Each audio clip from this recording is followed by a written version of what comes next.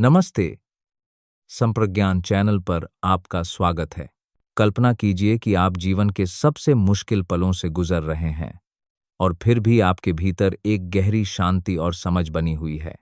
कल्पना कीजिए कि आप किसी भी संकट का सामना बिना घबराए, बिना बिखरे, एक स्थिर मन के साथ कर सकते हैं।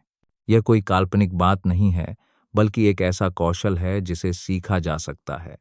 आज की इस वीडियो में हम एस.एन. गोयनका जी की उन व्यावहारिक और परिवर्तनकारी शिक्षाओं को उजागर करेंगे जो हमें ऐसा करने की शक्ति देती हैं। हम जानेंगे कि करुणा, कंपैशन सिर्फ एक भावना नहीं, बल्कि संकट के समय में धैर्य और आंतरिक शांति पाने का एक शक्तिशाली औजार कैसे है। तो चलिए इस वीडियो को स्टार्ट करते हैं। भाग 1, उथल-पुथल से भरी दुनिया। आज करुणा क्यों जरूरी है?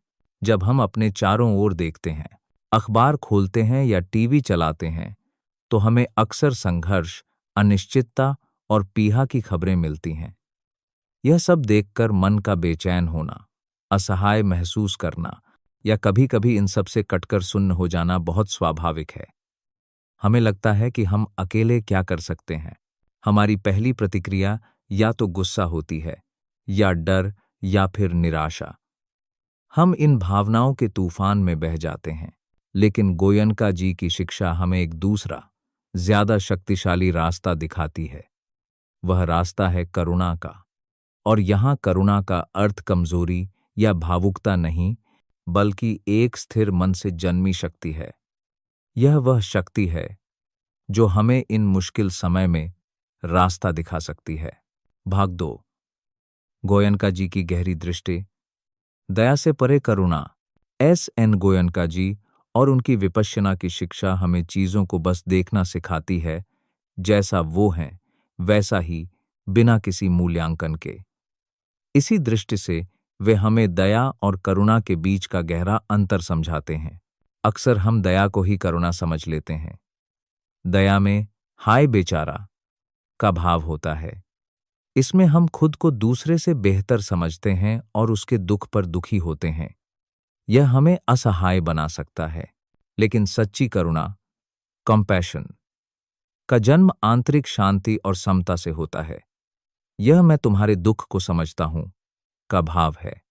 यह बराबरी का भाव है, जिसमें आप दूसरे के दुख को महसूस तो करते हैं, लेकिन अपनी शांति खोए बिना। इसे एक उदाहरण से समझें। दया उस व्यक्ति की तरह है जो नदी में डूबते हुए को देखकर किनारे पर बैठकर रोता है और असहाय महसूस करता है। करुणा वह है जो शांत मन से स्थिति को देखता है और उसे बचाने के लिए रस्सी फेंकने या मदद बुलाने का उपाय सोचता है। करुणा एक सक्रिय और संतुलित गुण है। भाग 3, आंतरिक शांति। करुणा की नींव। तो यह सच्ची करुणा आए कहां से? गोयनका जी सिखाते हैं कि दूसरों के लिए सच्ची करुणा पैदा करने से पहले हमें अपने भीतर शांति स्थापित करनी होगी। एक बेचैन मन दूसरों की मदद नहीं कर सकता, वह केवल अपनी बेचैनी ही बांटेगा। इस आंतरिक शांति की नींव है समता, इक्वेनिमिटी का अभ्यास। समता का अर्थ है मन का संतुलन। जीवन में जो कुछ भी हो रहा है, अच्छा या बुरा, सुखद या दुखद, उसे बस एक साक्षी भाव से देखना, बिना किसी तीव्र प्रतिक्रिया के। जब हमारे भीतर सुखद संवेदना होती है, तो हम उसके प्रति राग नहीं बनाते। जब दुखद संवेदना होती है, तो हम उसके प्रति द्वेष नहीं बनाते। जब मन इस तरह प्रतिक्रिया करना बंद कर देता है, तो वह स्वाभाविक रूप से शांत और स्थिर हो जाता है। एक छोटा सा अभ्यास आप अभी कर सकते हैं। बस 1 मिनट के लिए अपनी आंखें बंद करें और अपना पूरा ध्यान अपनी आती जाती स्वाभाविक सांस पर ले आएं। सांस जैसी भी है, गहरी या उथली, तेज या धीमी, बस उसे महसूस करें। उसे बदलने की कोशिश न करें। यह छोटा सा अभ्यास आपके मन को वर्तमान में लाने और शांति का अनुभव करने की दिशा में पहला कदम है। भाग 4, करुणा का अभ्यास। स्वयं से दूसरों तक। जब आपका अपना गिलास पानी से भरा हो, तभी आप दूसरों की प्यास बुझा सकते हैं। ठीक इसी तरह, जब हमारा मन आंतरिक शांति से भरा होता है, तभी हम दूसरों के दुख को बिना विचलित हुए, बिना घबराए समझ सकते हैं और उनकी सच्ची मदद कर सकते हैं। यहाँ गोयनका जी की मैत्री भावना, मेटा का अभ्यास बहुत शक्तिशाली है।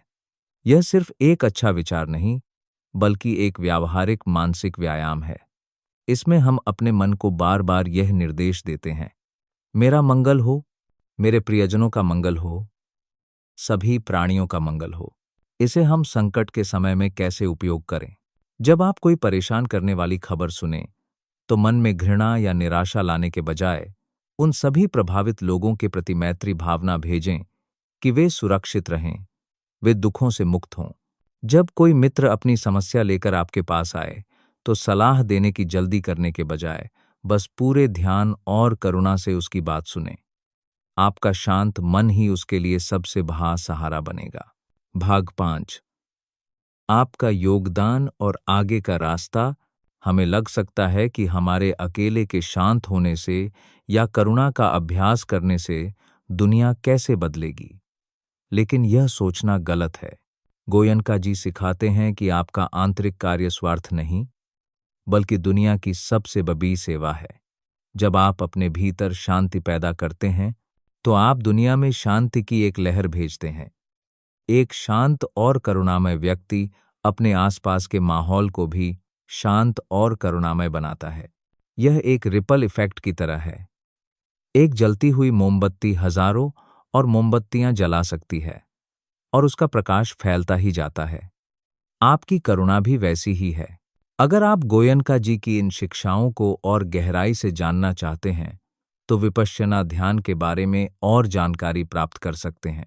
तो अगली बार जब दुनिया आपको असहाय महसूस कराए, तो याद रखिएगा कि आपके भीतर शांति और करुणा का एक असीम स्रोत है। उस स्रोत से जुड़ना ही सबसे बड़ी शक्ति है। आपको यह वीडियो कैसा लगा और करुणा के बारे में आपके क्या विचार हैं, नीचे कमेंट्स में हमारे साथ जरूर शेयर करें।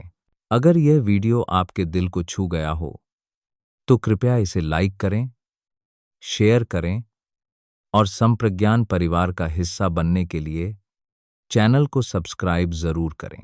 मिलते हैं अगले वीडियो में। भवतु सब मंगलम। सबका मंगल हो।